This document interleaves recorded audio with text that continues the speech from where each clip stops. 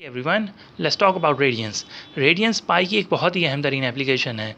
Radiance degrees की तरह ही एक एंगल मेजरमेंट का एक सिस्टम है। रेडियंस को समझने से पहले हम लोग पहले डिग्रीज के बारे में बात करते हैं।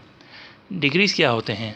If you divide a circle into 360 equal parts then one of 368 parts will be equal to 1 degree. अगर हम एक सर्कल को 360 बराबर के हिस्सों में डिवाइड करें तो उन 360 हिस्सों में से एक हिस्सा, उस एक हिस्से का जो एंगल होगा वो 1 डिग्री को रिप्रेजेंट करेगा, 1 डिग्री के बराबर होगा। इसी तरह से अगर हम लोग 1 रेडियन को डिफाइन करें कि रेडियंस क्या होते हैं, 1 radian is an angle that is formed by an arc that has length equal to the length of its radius. 1 radian वो एंगल है जो बना उस आर्क से बना जिसकी लंबाई उतनी ही थी जितनी लंबाई रेडियस की थी। यानी कि हम लोगों ने एक रेडियस लिया, उसको लपेटा, रैप किया सर्कल के इर्द गिर्द, सर्कल पे लपेटा तो उससे एक आर्क बनी। उस आर्क का जो एंगल है वो 1 रेडियन के बराबर होगा। अब अगर सर्कल बड़ा होगा तो उसका रेडियस भी बड़ा होगा, सर्कल छोटा होगा उसका रेडियस भी छोटा होगा। बस उसी रेडियस को हम लोग लपेटेंगे, रैप करेंगे सर्कमफ्रेंस पे, तो जो आर्क बनेगी उस आर्क का जो एंगल होगा वो 1 रेडियन के बराबर होगा। सर्कल के बड़े और छोटे होने से कोई फ़र्क नहीं पड़ता। रेडियन डिग्रीज़ में 1 रेडियन डिग्रीज़ में हमेशा अप्रॉक्सीमेटली 57.29 डिग्रीज़ के बराबर ही होता है। ठीक है, सर्कल के बड़ा या छोटा होने से रेडियस बड़ा या छोटा होगा और उस रेडियस को जब हम लोग लपेटेंगे तो जो आर्क बनेगी वो आर्क छोटी या बड़ी होगी। उस आर्क की जो लेंथ है, लंबाई, वो छोटी या बड़ी होगी, लेकिन जो एंगल होगा वो कांस्टेंट रहेगा, वो 1 रेडियन के बराबर ही रहेगा और डिग्रीज़ में 57.29 डिग्रीज़ के बराबर रहेगा। अगर हम इसी रेडियस को दोबारा लपेटें, फिर तीसरी दफ़ा लपेटे, फिर 3.14 यानी कि पाई टाइम्स लपेटें तो हम लोग 180 डिग्रीज़ के बराबर हो जाएंगे। इसी तरह से हम लोग फिर दोबारा 3.14 टाइम्स यानी कि पाई टाइम्स लपेटें दोबारा तो 2 पाई हो जाएगा, यानी कि 360 डिग्रीज़ के बराबर होता है 2 पाई। इसी तरह तो रेडियंस में जो एंगल होते हैं वो इस तरह से दिए जाते हैं, पाई के डिवीज़न या पाई को मल्टीप्लाई करके, यानी कि 180 है तो जब हम लोग दोबारा से 360 डिग्रीज़ की तरफ जब आएंगे तो हम लोग 1 पाई को मल्टीप्लाई करेंगे तो हम लोग 2 पाई की तरफ आ जाएंगे। रेडियंस के एंगल इस तरह से दिए जाते हैं। याद रखिएगा 4 तरह के आर्क होते हैं। 180 डिग्री से जो लेस आर्क होता है वो माइनर आर्क कहलाता है। 180 डिग्री के इक्वल जो होता है उसे हम उस आर्क को हम लोग सेमी सर्कल बोलते हैं। 180 डिग्री से बड़ा और 360 डिग्री से छोटा जो आर्क होता है उसे हम लोग मेजर आर्क बोलते हैं। और एग्जैक्टली जो 360 डिग्रीज़ के बराबर होगा जो आर्क, उसे हम लोग सर्कल या फुल सर्कल बोलते हैं। ठीक है, तो ये हो गई रेडियंस की डेफिनेशन। अब इसी तरह से degrees it is independent of radius. Degrees का रेडियस से कोई ताल्लुक़ नहीं होता। सर्कल का क्या साइज़ है, रेडियस पर कोई, डिग्रीज़ पर कोई असर नहीं पड़ता उसका। रेडियंस डिपेंड करता है रेडियस से। रेडियस लफ्ज़ से ही रेडियंस बना है, जिस तरह से मैंने समझाया। डिग्रीज़ में आपको पोजीशन मिलती है एंगल की, कि एंगल की पोजीशन क्या है। रेडियंस एंगल का साइज़ बताता है। ठीक है, कि it tells you the extent of rotation, कहाँ से कहाँ तक रोटेशन हुआ, यानी कि एंगल की ही बात हो रही है। It tells you the distance of rotation, यानी कि हमारा जो डिस्टेंस है, रोटेशन का जो डिस्टेंस है, अगर कोई आर्क, जैसे कि नीचे यहाँ पर हम लोग इस मिसाल दें, let's consider an ant travelling along the arc A B. एक चींटी है फ़र्ज़ कीजिए, या कोई भी ऑब्जेक्ट है जो कि इन आर्क ए बी पे ट्रैवल कर रहा है, तो जैसा कि एविडेंट है, दिखाई दे रहा है कि ये आर्क छोटी है इस आर्क से और ये आर्क इस आर्क से छोटी है, इस आर्क ए बी से। तो तीनों सर्कल में अगर हम लोग ट्रैवल करेंगे तो डिफरेंस, जो लेंथ ऑफ एन आर्क है वो डिफरेंट है। ठीक है, लेकिन एंगल जो है वो सेम है, 90 डिग्रीज़ या फिर पाई/2 रेडियंस। ठीक है, तो हमें रेडियंस के ज़रिए हमें डिस्टेंस ऑफ रोटेशन पता चल जाता है, क्योंकि हम लोग रेडियंस को रेडियस से मल्टीप्लाई कर सकते हैं लेंथ ऑफ एन आर्क मालूम करने के लिए, लेकिन हम लोग डिग्रीज़ को रेडियस से कभी भी मल्टीप्लाई नहीं कर सकते लेंथ ऑफ एन आर्क मालूम करने के या फिर डिस्टेंस ऑफ रोटेशन मालूम करने के लिए। क्यों? क्योंकि पाई जो सर्कमफ्रेंस और डायमीटर का जो रेशियो है वो रेडियंस के पास मौजूद है, ना कि डिग्रीज के पास। रेडियंस को पाई की वैल्यू उसके एंगल से मिल जाती है, जबकि डिग्रीज को नहीं मिल पाती। इस वजह से हम लोग एक काम करते हैं, हम लोग लेंथ ऑफ एन आर्क और एरिया ऑफ सेक्टर का फॉर्मूला ड्राइव करते हैं डिग्रीज के लिए।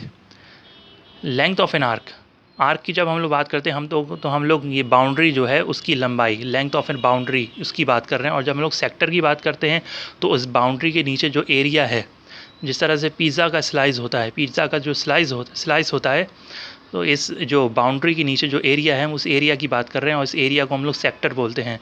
तो हमारा लेंथ ऑफ एन आर्क, तो हम इसका फॉर्मूला इस तरह से कोई ड्राइव करते हैं कि हम हमारे जो आर्क की जो लेंथ है वो एस से रिप्रेजेंट करते हैं और हमारे फुल सर्कल की जो सर्कमफ्रेंस की जो लेंथ है 2πr, उन दोनों को डिवाइड करते हैं और इक्वल करते हैं हम उनको एंगल ऑफ आर्क, हमारे आर्क का जो एंगल है उससे, और फिर हम लोग डिवाइड करते हैं पूरे सर्कल के एंगल से 360 डिग्रीज।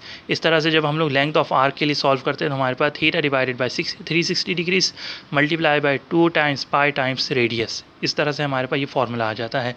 इसी तरह से एरिया ऑफ सेक्टर, एरिया पूरे सेक्टर का एरिया डिवाइडेड बाय पूरे सर्कल का एरिया इक्वल्स टू सेक्टर का एंगल पूरे सर्कल का एंगल डिवाइड दोनों को किया। और फिर एरिया ऑफ सेक्टर के लिए जब हम लोगों ने सॉल्व किया हमारे फॉर्मूला बन गया theta divided by 360 degrees times pi times radius squared. अच्छा, अब ये फार्मूलाज काम कर रहे हैं डिग्रीज़ के लिए भी। अब हम लोग लेंथ ऑफ एन आर्क या फिर डिस्टेंस ऑफ रोटेशन मालूम कर सकते हैं, क्योंकि अब हमारे पास फार्मूला के ज़रिए पाई की वैल्यू हमें मिल चुकी है, जो कि बहुत ज़रूरी थी, क्योंकि डिग्रीज़ को अपने एंगल्स के, इस सिस्टम को अपने एंगल्स के ज़रिए पाई नहीं मिलता, फार्मूलाज के ज़रिए मिलता है। अब अगर हम लोग इस साइड आ जाएं तो यहाँ पर हम लोगों ने रेडियंस के लिए इन्हीं फार्मूलाज को रेडियंस के लिए हम लोगों ने डिराइव किया है। यानी कि लेंथ ऑफ एन आर्क, हमारे आर्क की जो लेंथ है उसको डिवाइड किया हम लोगों ने पूरे सर्कल की लेंथ यानी कि सर्कमफ्रेंस, और इसी तरह से इक्वल किया एंगल से हमारे आर्क का जो एंगल है और पूरे हमारे सर्कल का जो एंगल है 2π, हम लोग यहाँ पर जो एंगल देंगे वो रेडियंस में देंगे। फिर हम लोग जब सॉल्व करेंगे तो यहाँ पर पाई और पाई 2π कैंसिल हो जाएंगे और हमारे पास फॉर्मूला आएगा S equals to radius times theta. और यहाँ पर जो थीटा है इसमें हम लोग एंगल रेडियंस में देंगे, ठीक है। यहाँ पर जो हम लोग एंगल देंगे वो रेडियंस में देंगे, ठीक है। अच्छा, अब यहाँ पर बात सुनिएगा कि आगे हम इसी तरह से हम जब एरिया ऑफ सेक्टर के लिए जब हम लोग सॉल्व करेंगे, एरिया को डिवाइड करेंगे, सेक्टर का जो एरिया है उसको हम लोग डिवाइड करेंगे पूरे सर्कल के एरिया से, उसको इक्वल करेंगे सेक्टर के एंगल से और डिवाइड करेंगे पूरे सर्कल के एंगल से, और यहाँ पर फिर से हम लोग एंगल रेडियंस में देंगे। फिर जब हम लोग एरिया ऑफ सेक्टर के लिए सॉल्व करेंगे तो यहाँ पर पाई कैंसिल हो जाएगा और हमारे पास half times radius square times theta हमारे पास फार्मूला के तौर पर आ जाएगा। अब यहाँ पर देखने वाली बात यह है, गौर से देखिएगा कि असल हमारा जो कहने का मकसद है कि पाई की अहमियत बहुत ज़रूरी है। पाई जो कि हमारा किसी भी सर्कल के सर्कमफ्रेंस और डायमीटर का रेशियो होता है, ठीक है, तो वो होना बहुत ज़रूरी है इन दोनों सिस्टम के एलिजिबल होने के लिए, एप्लीकेबल होने के लिए। ये दोनों सिस्टम कामयाब हैं, हम इन दोनों को इस्तेमाल कर सकते हैं अगर हमारे इन सिस्टम में पाई मौजूद है। तो यहाँ पर डिग्रीज़ के फार्मूलाज में पाई इनको फार्मूला से मिलता है। डिग्रीज़ को पाई की वैल्यू फार्मूला के ज़रिए मिलती है, ना कि डिग्रीज़ अपने एंगल के ज़रिए, अपने एंगल से नहीं मिलती, अपने फार्मूला के ज़रिए पाई की वैल्यू मिलती है। और रेडियंस को पाई की वैल्यू फार्मूला से नहीं मिलती बल्कि एंगल से मिलती है। डिग्रीज़ को पाई की वैल्यू फार्मूला से मिलती है, ना कि एंगल से। रेडियंस को पाई की वैल्यू एंगल से मिलती है, ना कि फार्मूला से, ठीक है। तो याद रखिएगा दोनों सिस्टम एप्लीकेबल हैं, एलिजिबल हैं, दोनों को हम इस्तेमाल कर सकते हैं अगर हमारे पास पाई की वैल्यू मौजूद है। इससे हमें पाई की अहमियत का भी पता चलता है कि वो कितना यूज़फुल है, ठीक है। अच्छा, अब in the last but not the least हम लोग इनकी कन्वर्जन के बारे में बात कर लेते हैं जल्दी से। कि अगर हम लोगों को डिग्री से रेडियंस में कन्वर्ट करना है तो हम लोग याद रखिएगा नीचे आ जाते हैं, we always put pi over 180 for radians and 180 over pi for degrees. हम बस ये वैल्यू याद रखिएगा, पाई ओवर 180 या फिर 180 ओवर पाई, ठीक है। इन्हीं को हम लोगों ने मल्टीप्लाई करना है। अब आगे याद रखिएगा, always put degrees in diagonal, ये लफ्ज़ ज़रूर याद रखिएगा, diagonal with the degrees and radians in diagonal with the radians, so they cancel each other out. क्या मतलब, अगर हम लोग को डिग्रीज को रेडियंस में कन्वर्ट करना है तो पाई ओवर 180 हम लोग लिखेंगे, और इसी तरह से रेडियंस को डिग्रीज में करना है तो 180 ओवर पाई लिखेंगे। लेकिन अब ये हम अगर भूल जाएं कि पाई ओवर 180 यहाँ लिखना है या फिर यहाँ लिखना है, तो याद रखिएगा यही जो बात कही है, डायगनल ही रखना है, डिग्रीज को डिग्रीज से डायगनल रखना है ताकि ये दोनों कैंसिल हो जाए और हमारा आंसर रेडियंस में आ जाए, ठीक है। यहाँ पर डिग्रीज को डिग्रीज से डायगनली रखा ताकि ये कैंसिल हो जाए और हमारा आंसर रेडियंस में आ जाए। इसी तरह से यहाँ पर जब हम लोग रेडियंस से डिग्रीज में करेंगे तो हम लोग यहाँ पर 180 ओवर पाई रखेंगे, ताकि पाई और पाई डायगनली रखेंगे ताकि पाई और पाई कैंसिल हो जाए, दोनों वैल्यूज़ कैंसिल हो जाए और हमारा आंसर डिग्रीज में आ जाए। यहाँ पर हम लोगों ने पाई को एक दूसरे के डायगनली रखा ताकि हम कैंसिल हो जाएं और हमारा आंसर डिग्रीज में आ जाए, ठीक है। तो ये ट्रिक ज़रूर याद रखिएगा, ये बात ज़रूर याद रखिएगा कि हमें 180 ओवर पाई या पाई ओवर 180 का इस्तेमाल करना है। और ये अगर ये बात याद ना रहे कि 180 ओवर पाई नीचे रखना है या पाई ओवर 180 नीचे रखना है, किस तरह कहाँ किसको कहाँ रखना है, बस ये याद रखिएगा कि हमें पाई को पाई से डायगनल रखना है, डिग्रीज को डिग्रीज से डायगनल रखना है, ठीक है, ताकि वो एक दूसरे को कैंसिल कर सकें। 1 radian is approximately equals to 57.29 degrees. खैर ये बात हमने पहले कर ली है, ठीक है। 180 को डिवाइड करेंगे पाई से तो हमारे पास ये आ जाएगा 57.295 डिग्रीज, ठीक है। तो ये था हमारा लेक्चर रेडियंस पर, ठीक है। और यहाँ पर हम लोगों ने कन्वर्जन का भी जिक्र किया। तो अब आपसे नेक्स्ट वीडियो में मिलेंगे।